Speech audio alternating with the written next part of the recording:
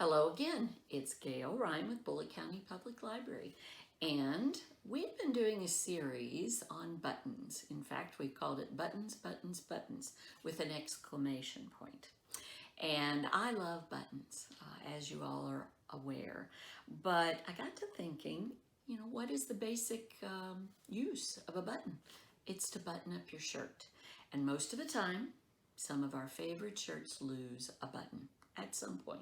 So today, I'm actually going to show you my favorite way to reattach a button. So what you're going to need, obviously, are some buttons. The simplest thing to try might be a button with 4 holes.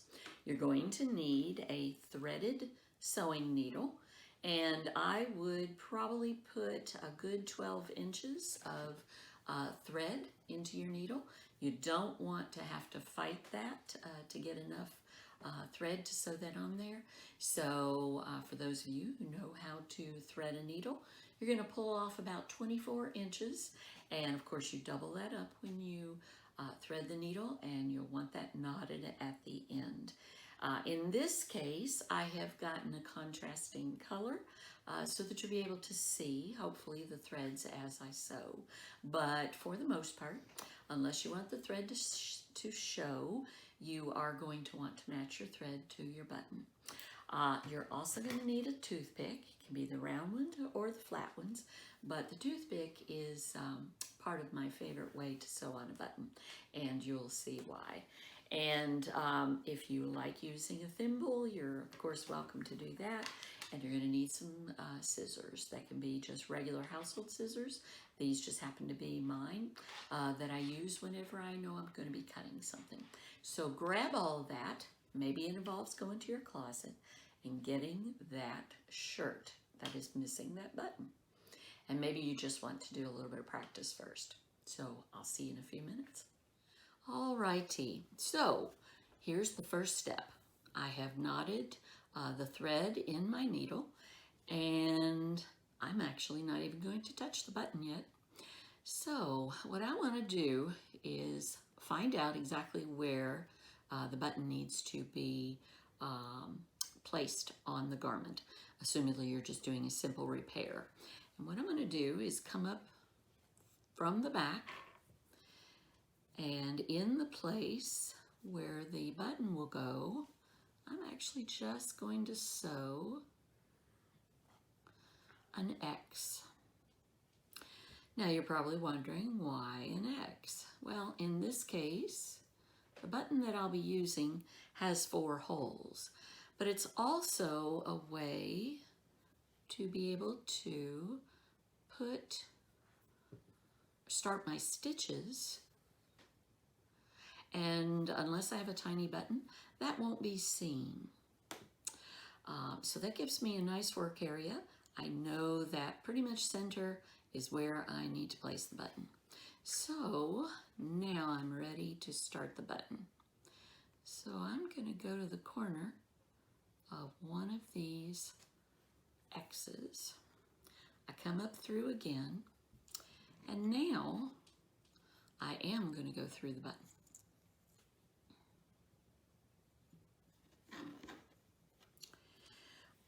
I came up through one button.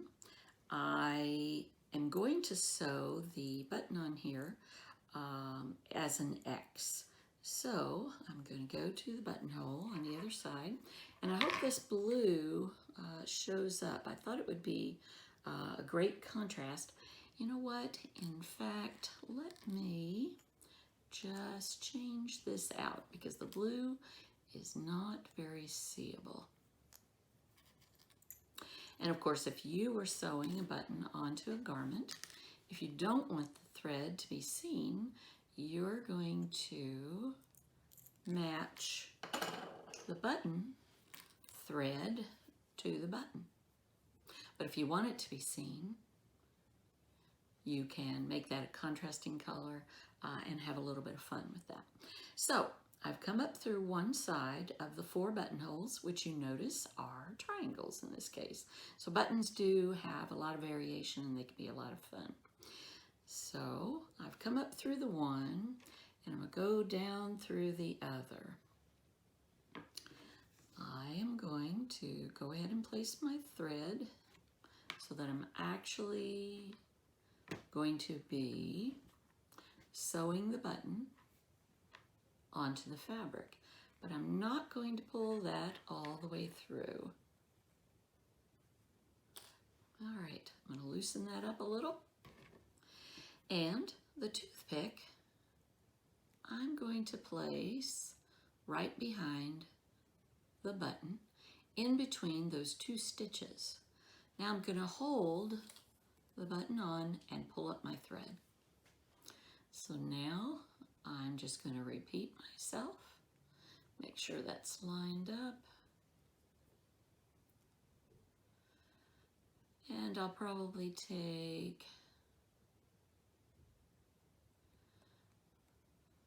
3 stitches on either portion, keeping the toothpick in there. I can look on the back, make sure I am coming up through there. And again, I don't want it too tight. All right. So there's the 3 for that. Now I'm going to come up on the other side. So that, as you can see, I have a decorative X.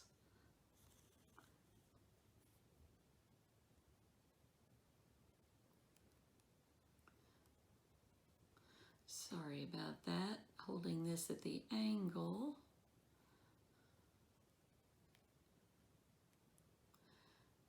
All right, I'm going to tip it to myself so I can see. There we go.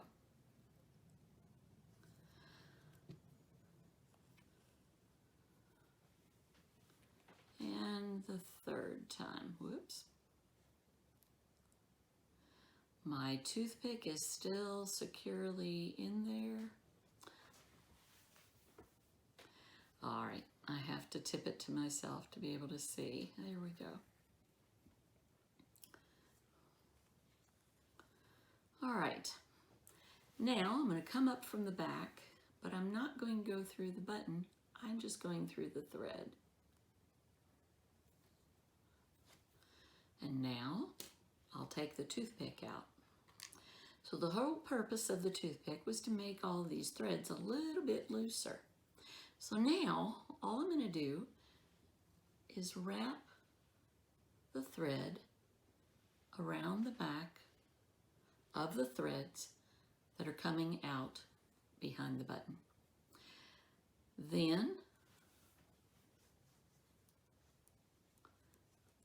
I'm going to take the thread back behind, and I'm literally just going to sew a stitch or 2 through the back of the threads that I already have here.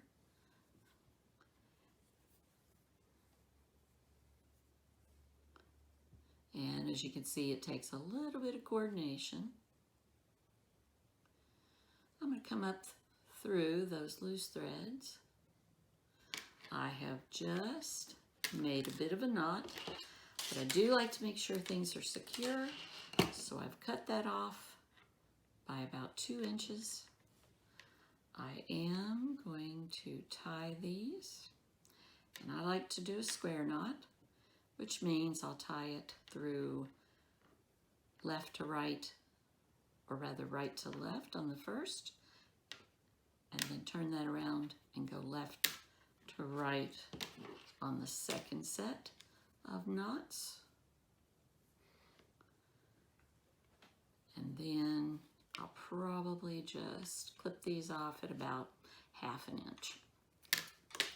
Now, if that was my favorite flannel shirt and I wanted to be able to button it, I have just replaced that button. Very usable, and it's pretty daggone secure. So that's how to sew on a button.